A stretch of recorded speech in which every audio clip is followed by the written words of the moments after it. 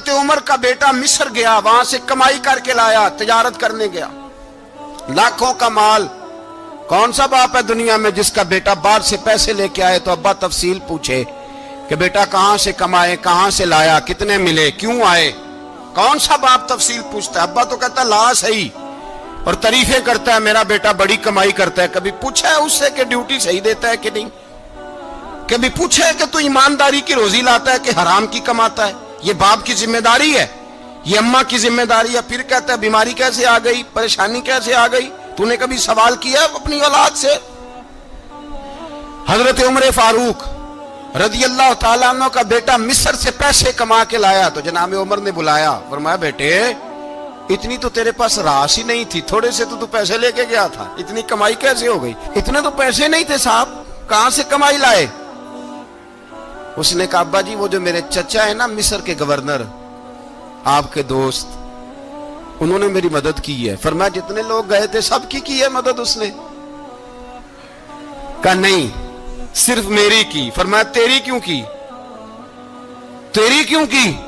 کہا حضور آپ کے دوست ہیں۔ فرمایا چپ کر،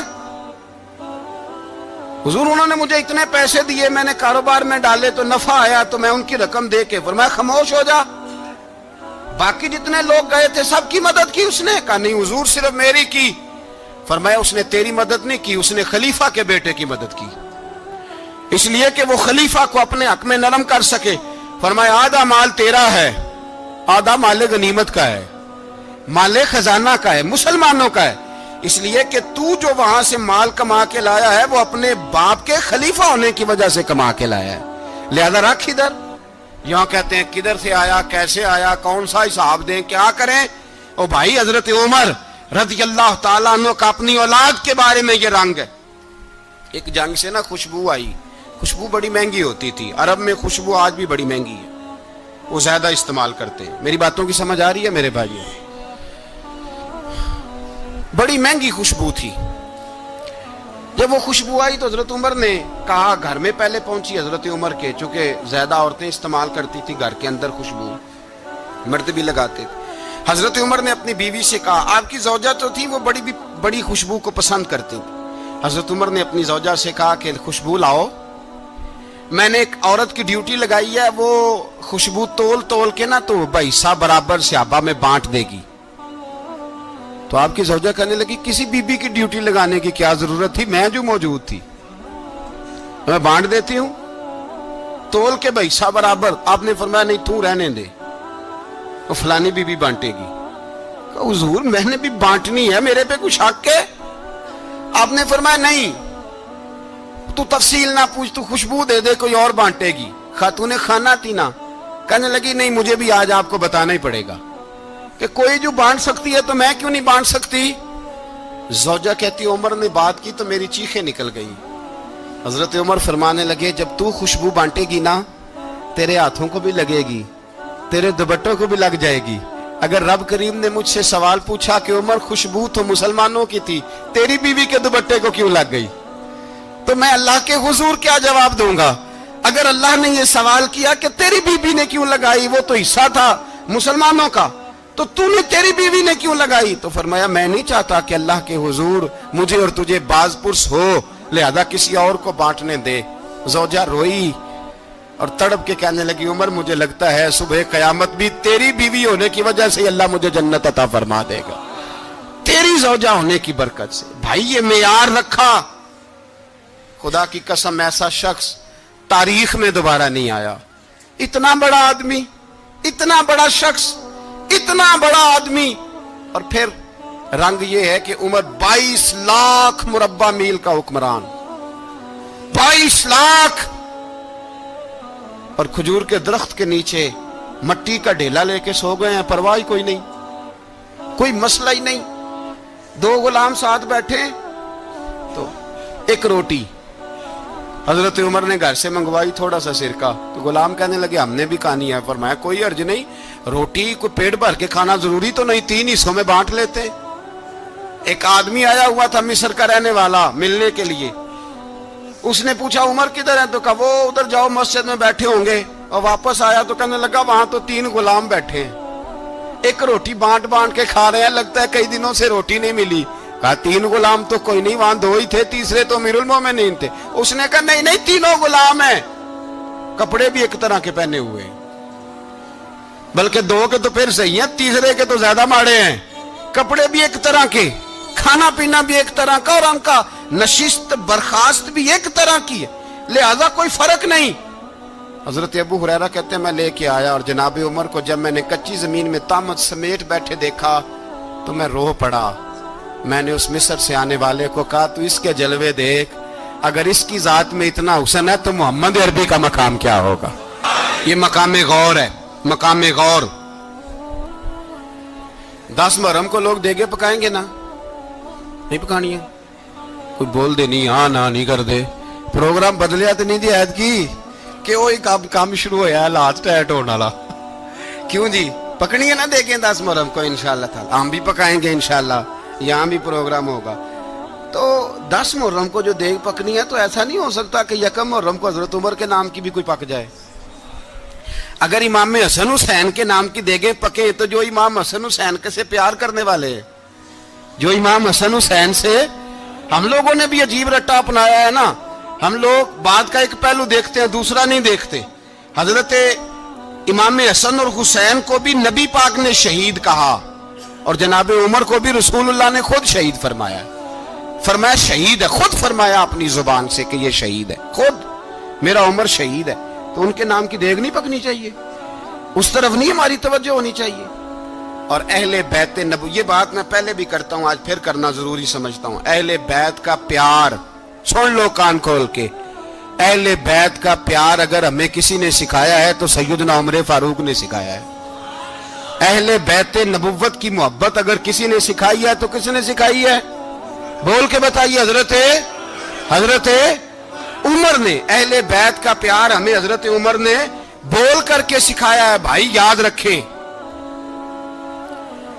کسی کی طاقت نہیں تھی دم مارنے کی حضرت عمر کے سامنے, طاقت ہی نہیں تھی. کیسر و کسرا کانپ جاتے تھے, جرت ہی نہیں کرتے تھے حضرت. اور ہمارے تو تعلقات بڑے ہیں نا غیروں سے. حضرت ابو موسیٰ اشعری رضی اللہ تعالیٰ عنہ فرماتے ہیں میرا منشی سائی تھا, وہ کاتب کہتے تھے وہ لوگ, میرا حساب کتاب عیسائی تھا. تو فرماتے ہیں ایک دن میں نے وہ سارا حساب کتاب لین دین کے حضرت عمر کو دکھائے تو فرمانے لگے جس نے لکھے ہیں اس کو بلاؤ. کہنے لگے وہ ضرور مسجد نہیں آ سکتا. کیوں نہیں آ سکتا؟ کہنے لگے وہ عیسائی ہے. کہتے ہیں حضرت عمر جلال میں آ گئے.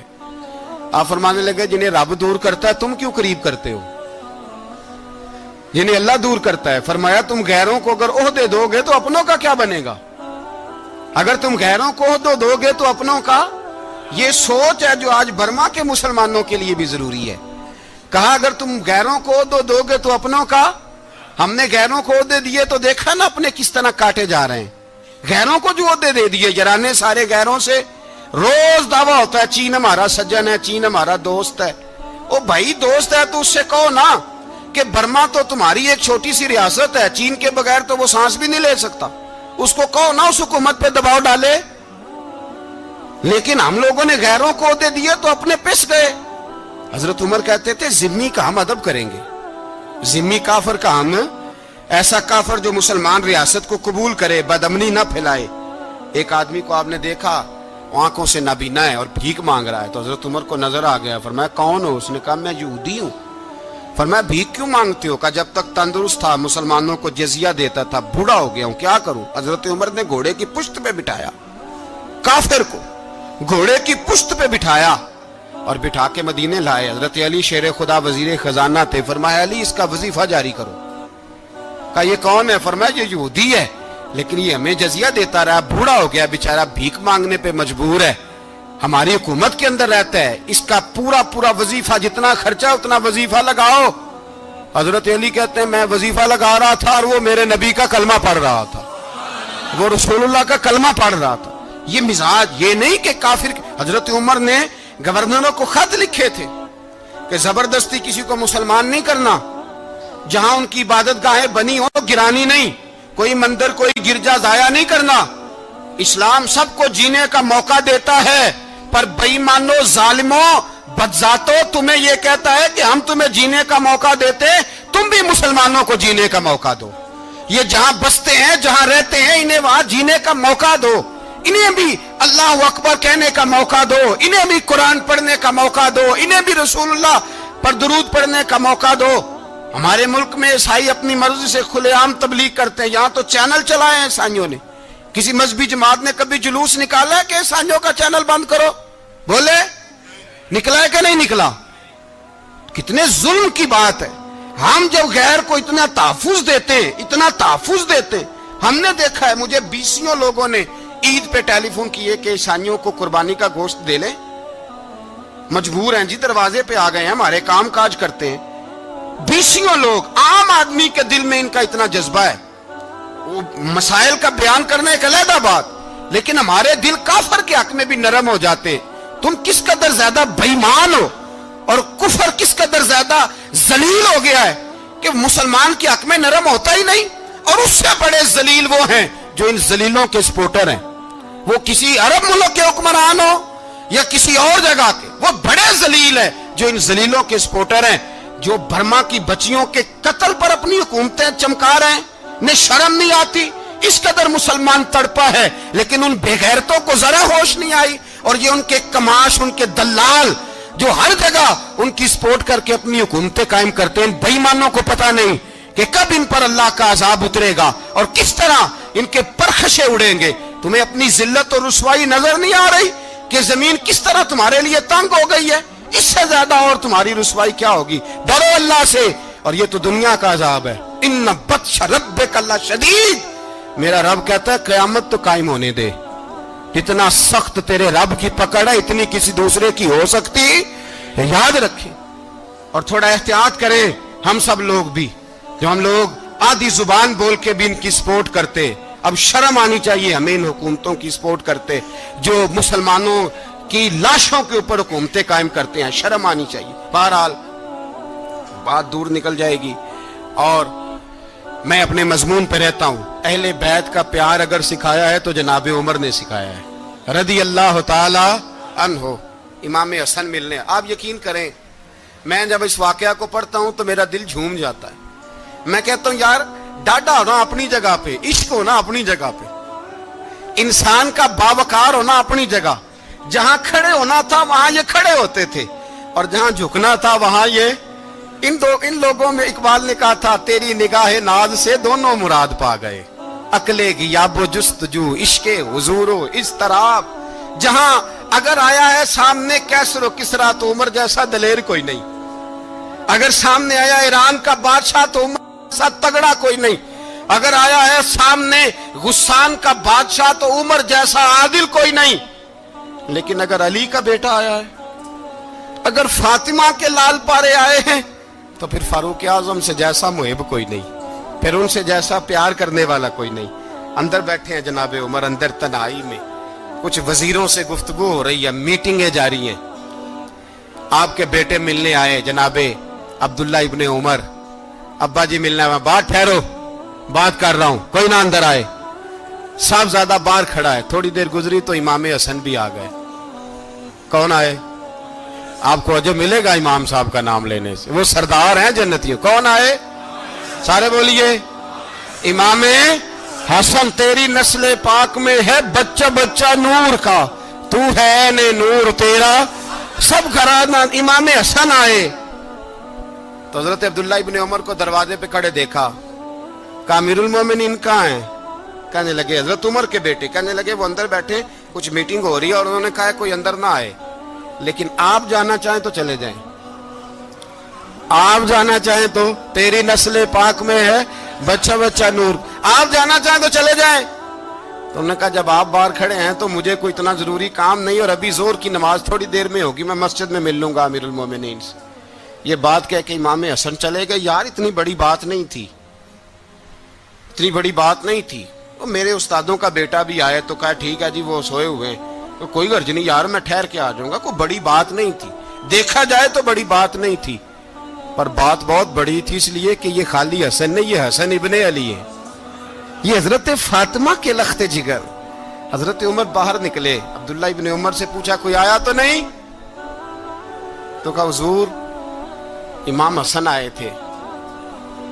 تو کہا پھر شہزادے کو اندر کیوں نہیں بھیجا؟ کہا میں نے کہا تھا. وہ کہنے لگے اگر امیر المومنین مصروف ہیں تو میں ظہر میں مل لوں گا. حضرت عمر رونے لگے. فرمایا بیٹے تو نے اچھا نہیں کیا. پھر مسجد نہیں گئے, سیدھے امام حسن کے دروازے دستک دی. امام حسن باہر آئے. کہا شہزادے آئے تھے تو ملے کیوں نہیں؟ تو امام حسن کہنے لگے حضور آپ کا اپنا بیٹا دروازے پہ کھڑا تھا, آپ کا اپنا بیٹا دروازے پہ کھڑا تھا, اور منع بھی کیا تھا آپ نے, تو میں زور میں مل لیتا. حضرت امام حسن فرماتے ہیں جوش جذبات میں جناب عمر نے سر سے پگڑی اتار دی. جوش جذبات میں کہنے لگے حسن میرے بیٹے کا اور آپ کا کیا مقابلہ؟ کیا اس کی ماں کا نام فاطمہ الزہرا ہے؟ کیا اس کی نانی کا نام خدیجۃ الکبریٰ ہے؟ کیا اس کے نانے کا نام محمد مصطفیٰ ہے؟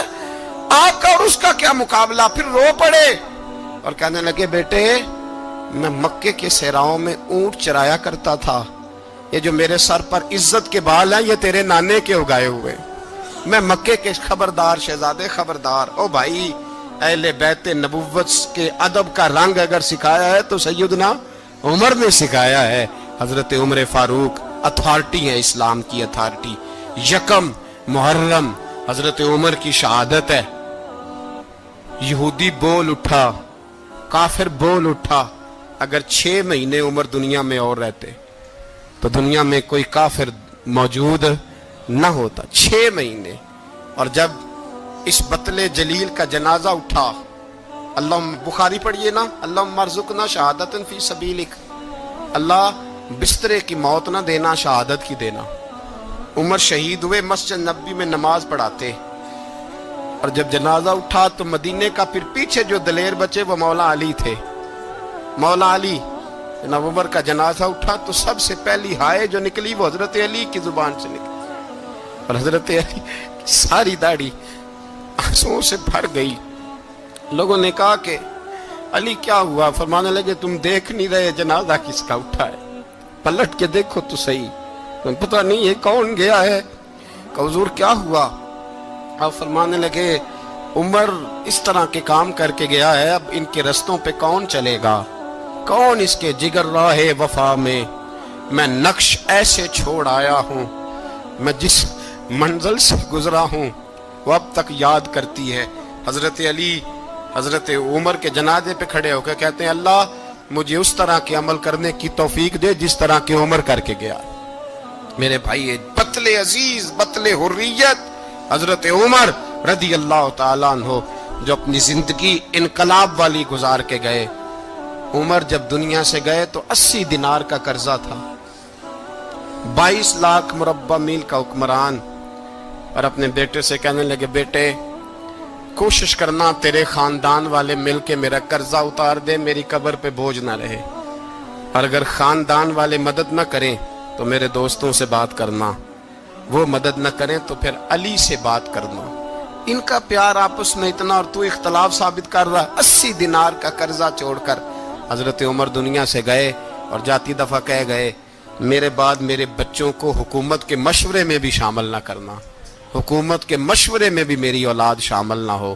اتنا بڑا شخص اتنا بڑا رنگ دے کے یکم محرم کو جب عمر فاروق کا وصال ہوا تو بیٹے سے کہنے لگے اماں عائشہ سے جا کے کہو میرا بھی نبی پاک کے روزے میں دفن ہونے کو دل کرتا ہے.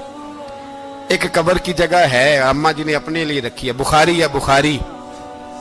حضرت عائشہ کے پاس صاحبزادے گئے, کہنے لگے اماں جی عمر کو زخم لگ گیا ہے, حالت بڑی پریشانی والی ہے. وہ کہتے ہیں اگر اماں اجازت دیں.